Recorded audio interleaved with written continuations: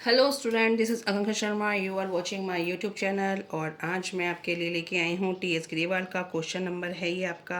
आप अपनी न्यू और ओल्ड बुक से चेक कर लेना, क्योंकि क्वेश्चन नंबर ये हम थोड़े आगे पीछे हो जाते हैं। तो स्टार्ट करते हैं क्वेश्चन को। कैश इन हैंड, ये सिंगल कॉलम कैश बुक का ही क्वेश्चन है। कैश इन हैंड है 6400, ठीक है। कैश इन हैंड दे रखा हो, इट मीन्स वो क्या है, ओपनिंग बैलेंस। तो इसे आप क्या डालेंगे, पहले आप फॉर्मेट प्रिपेयर कर लेंगे। Date particular voucher number ledger folio cash, date particular voucher number ledger folio cash. ये डेबिट बैलेंस है, ये क्रेडिट बैलेंस है।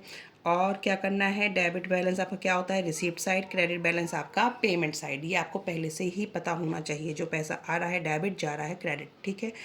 लेकिन वो कैश में होना चाहिए। कैश इन हैंड, तो टू बैलेंस ब्रॉट डाउन 6400 मैंने डाल दिया है पहले से ही। सेकंड है रिसीव्ड कैश फ्रॉम अनुपम, पैसा आया है। आया है किससे, अनुपमा से। तो अप्रैल 3 में टू अनुपमा कितना आया है, 1 लाख, ठीक है। पेड इनटू बैंक, बैंक में पे किया गया, बैंक में जमा किया गया, सेम ही बात होती है। Paid into bank, deposit into bank, ठीक है। तो बैंक में जमा किया गया है, तो क्या करेंगे आप, इसको किधर लिख देंगे, इधर। अप्रैल 4 बाय बैंक अकाउंट। 80,000 कैश में से गए होंगे, तभी तो आपने बैंक में जमा किए होंगे। Receive from Bhumika as commission, तो पैसा रिसीव हुआ है। April 5 to commission 6,000। Paid wages April 6 by wages account 30,000। Withdrawn from bank, bank से पैसा निकाला गया है, तो पैसा आया है टू बैंक अकाउंट। एंट्री क्या बनेगी, कैश टू बैंक। तो कैश अकाउंट डेबिट हुआ, लेकिन हुआ किससे, बैंक से, इसलिए बैंक आएगा। Purchase goods in cash from Ashok, तो अप्रैल 6 आपको पता है जो भी खर्चे हो रहे हैं वो क्रेडिट साइड में जाते हैं। तो by purchase account 10,000। Cash sales April 9। बहुत सिंपल है ये, बस आपको ये ध्यान रखना है कि पैसा आ रहा है क्या जा रहा है, ठीक है। आ रहा है तो डेबिट करेंगे, जा रहा है तो क्रेडिट कर देंगे। कैश सेल्स हुई हैं, मीन्स जो सेल्स हुई हैं वो कैश के थ्रू हुई हैं, तो टू सेल्स अकाउंट। एंट्री क्या बनेगी, cash account debit to sales account, तो पैसा आया 10,000। Drew cash for personal use, पैसा निकाला गया पर्सनल खर्चे के लिए, ठीक है। तो क्या कर देंगे आप, April 11 by drawing 10,000। Purchase furniture by furniture account 4,000। Paid to Roma April 13 by Roma 1,200। Paid to Ganguly brothers for office fan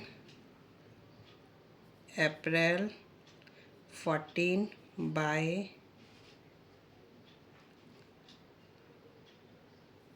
office expense भी आप इसको लिख सकते हैं 1,500, क्योंकि पैसा गया है ऑफिस पर्पज़ के लिए गया है। Paid on life insurance premium for office cash 800। Office cash में से पैसा दिया गया है, लेकिन किसके लिए, लाइफ इंश्योरेंस प्रीमियम के लिए। तो अप्रैल 15 को हम लिखेंगे by drawing. Life insurance personal होती हैं, पर्सनल एक्सपेंस हमेशा ड्राइंग में जाते हैं, 800। Purchased stationery April 16 by stationery account 1,000। Paid office expense April 17 by office expenses account 500।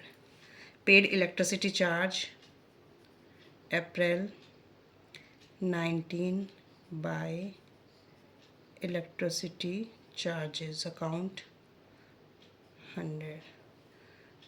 Received interest from Raman April 30 to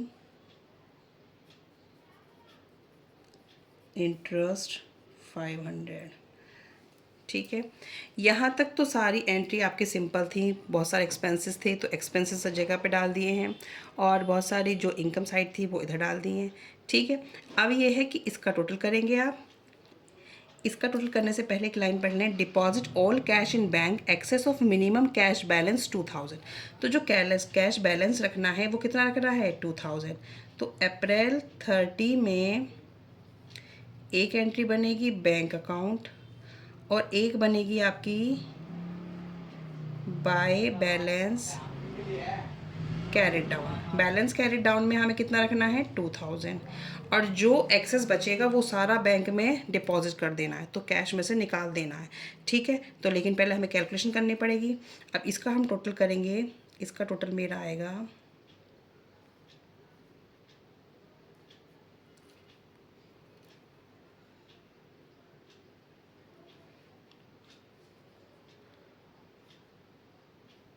ये मेरा टोटल आ गया। इसमें से मैं 2000 निकाल दिए मैंने कैश के, तो कितने बचे 2000 मुझे निकाल के रखने, मेरे बचेंगे 11800। आप कैलकुलेशन करके देखना पहले, तब आपका आंसर आएगा, तभी आपको समझ आएगा मैंने क्या किया है। मैं फिर से बताती हूँ। अभी देखो, वो कह रहा है कि जितना भी इसमें से ये सब माइनस कर दो। ठीक है, जो आएगा उसमें से 2000 तो हमें मेंटेन करने हैं कि बैलेंस शीट ही 2000 रखेंगे, और बाकी का सारा उठा के क्या कर देंगे, जो भी बाकी का जो अमाउंट बचेगा उसे हमें कहाँ डिपॉजिट कर देना है, बैंक में डिपॉजिट करना है। तो कैश में से निकाल के बैंक कर दिया, बाय बैंक अकाउंट 11800। क्यों किया गया, क्योंकि उसने कहा है जितना भी बैलेंस बचेगा उसे उठा के बैंक में जमा कर दो, और 2000 हमें रोकने हैं बैंक में, यहाँ पे कैश में। ठीक है, तो मेरा इसका टोटल इसमें से सब माइनस करने के बाद मेरा अमाउंट आया था 13800।